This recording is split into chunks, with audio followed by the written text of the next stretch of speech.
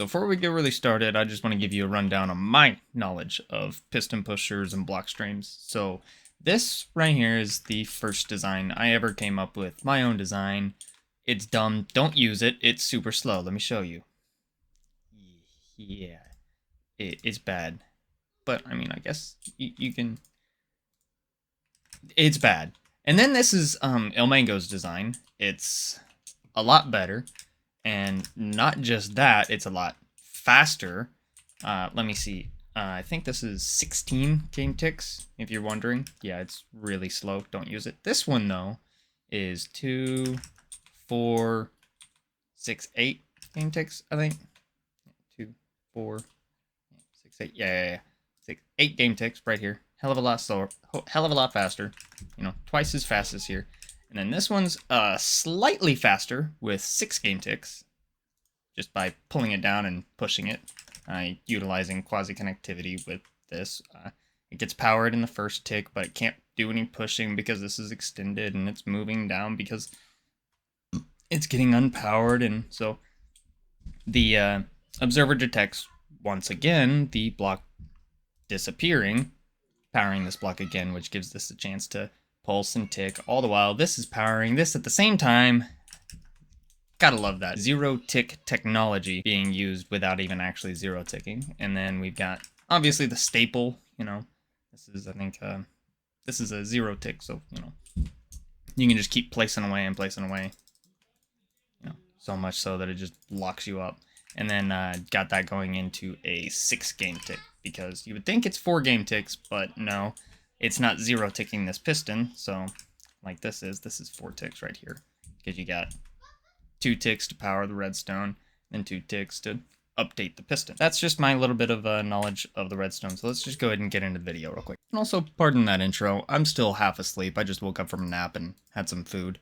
I'm really tired at the moment. Alright, so this is the concrete and mud converter that I showed in my last video. Well, really, it's 2 things. It's a blast chamber and a mud and concrete converter with, obviously, a diverter of block stream here. I don't know the technical term for it, but I'm using that 6 game tick right here before. And we were using the 8 game tick pusher over in here. Wait for the dumbass to pass. Okay. As I was saying, I was using the 8 game tick over in here, which it's good, it's alright, but it's got the flaw that if you have more than 1 block in your inventory at a time, you can just jam up the chamber right here and break it. And if you go AFK and that happens, then you get nothing! And that's an unfortunate thing to come back to if you go AFK and go to bed overnight. You know, that you'd be like, ah, crap! I didn't make sure this didn't happen before I went to bed. But with the new design, this is not an issue. And because it's also a hell of a lot more simpler because, well, we've sped it up a whole lot more. Let me grab some dirt real quick. Not path block. Dirt, it's in mud mode. You can just sit here holding your right click now, and you can have a stack of blocks now. Because we're using basically the exact same, what I showed down there, the 6 game tick right here, but we're just having the observer detect a wall that you're placing next to instead. Also, caveat, place on the actual piston face over here, or you will jam it up and break it, because the observer still has a cooldown. Unfortunately, we can't get around that. So, there's that. But it is a hell of a lot more, compact, I want to say, but it is a slightly wider. This one's just more square, and this one's, you know, less wide, a little bit longer, I guess you could say. Clear my throat because I know that annoys a lot of people.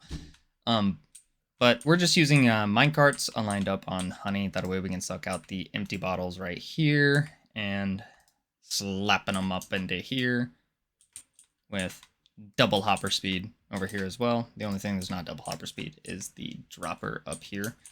Well, the dropper is, but, you know, this isn't. That's single hopper speed.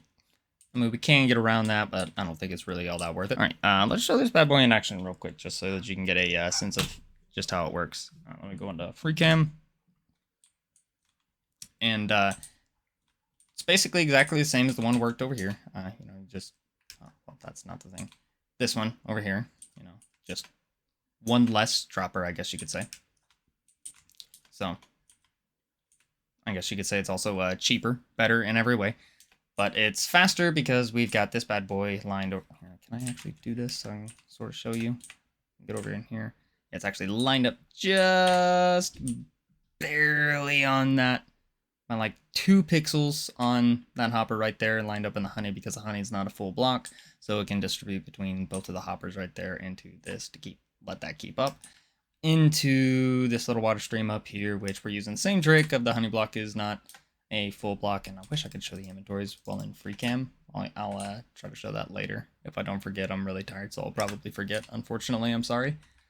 But it distributes between the 2 hoppers. This one's full, so it should have priority pulling from the top one, so that whenever this one gets emptied, it refills that one first, and then if it gets filled up too fast, then it's still got this back one, which is empty. The only ones that are full are these 2 side ones right here. These 2 are empty. You can have them full if you want and have just the one empty, but you do want to keep this one underneath the honey block empty. That way you don't end up just having water bottles just sitting up here waiting, because you can just run this thing at a pretty fast enough pace that you do have things despawning, and that's how you can lose water bottles. Unfortunately, I found that out. And another thing too, I had to double up the hopper speed up here as well. That way we can actually not have some of the rates despawning, because this thing is putting out 10,000 blocks per hour. Woohoo! I didn't think I'd be able to do that, but I should give credit where credit is due. Ilmango is what came up with this little idea, not me, as well as Ilmango. Ilmango. I don't know who came up with this. I'm just going to give Ilmango credit for it. That's who I always see who using it, but I'm pretty sure this has just been a staple design in Minecraft since, pistons and torches and redstone have been a thing. Like, it's a fairly simple concept. I don't know if you can give credit to a single person for that. But this I know for a fact. I see Ilmango using it all the time, so I assume that's who came up with it. He knows observers a hell of a lot more than I do. I don't even know the precise timings, but this one, no, I did not come up with this. This is just a slightly modified design created by Jay McDonald, one of my buddies from the Titancraft server, which is Tango Tech's Patreon server. No. Sorry about that rant. I guess what I was saying is credit where credit is due. This was inspired by Ilmango. It's not exactly from memory, but it's, I didn't come up with the idea on my own, so it's just basically using the simpler designs for the piston pushers and block stream diverters and whatnot. You're also using the wall up here. We're not using any zero ticking whatsoever in this anymore, because these are all using the same exact timing, so it should never, ever, ever jam up, is what I'm saying. So, let's get that going again so that we can show you. I really like that about FreeCam, is that you can still scroll through scroll wheel, stop it when you need and keep it going, so I can debug when I need.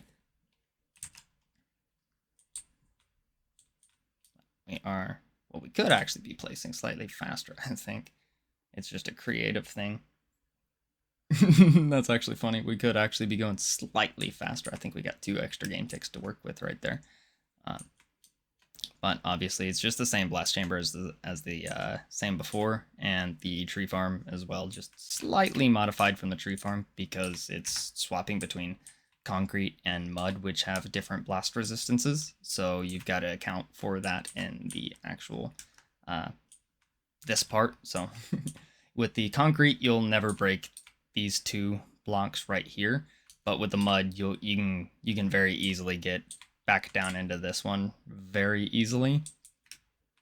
So, and same with the wood, you'll never break those 2 blocks, so you're good with those 2. But with the mud and concrete, we did have to make that slight tweak to the blast chamber. And no, this is not at all TNT efficient. This is not designed to be TNT efficient. This is designed to just be fast. As fast as I could possibly come up with on my own. And I'm sure there are much faster designs, more than likely using something like this.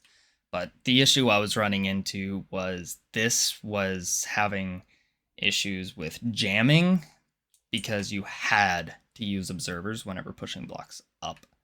At the very least, you couldn't just you just couldn't do it like that.